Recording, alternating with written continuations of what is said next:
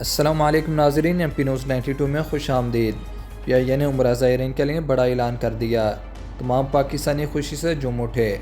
جیسا کہ آپ سب لوگ اس بات سے واقف ہیں کہ تمام مسلمانوں کے دل میں یہ خواہش ہوتی ہے کہ وہ زندگی میں کم سے کم ایک بار اللہ کے گھر کی زیارت کریں اور نبی کریم صلی اللہ علیہ وسلم کے روضہ پر سلام پیش کر سکیں۔ اس مہنگائی کے دور میں سب لوگ اس بات سے پریشان رہتے ہیں، جن میں سب سے پہلی پریشانی ایئر لائنز کے بڑھتے ہوئے کرائے ہیں۔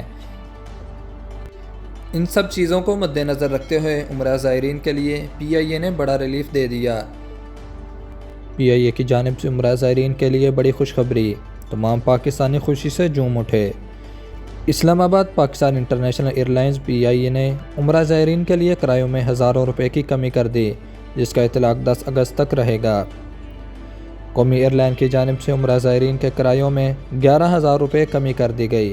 کرایوں میں کمی کا اطلاق 10 اگست تک رہے گا۔ کرائے کی ادائیگی امریکی ڈالر کی کرنسی کے مساوی پاکستانی روپوں میں ہوگی۔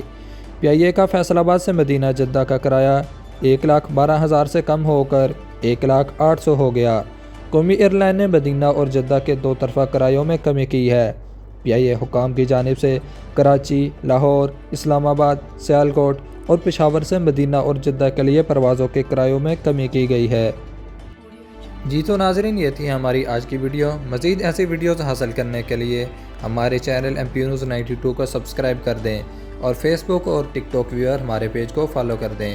دیکھتے رہیے ایم پی نیوز 92۔ ملتے ہیں ایک نئی ویڈیو میں، تب تک کے لیے اللہ حافظ۔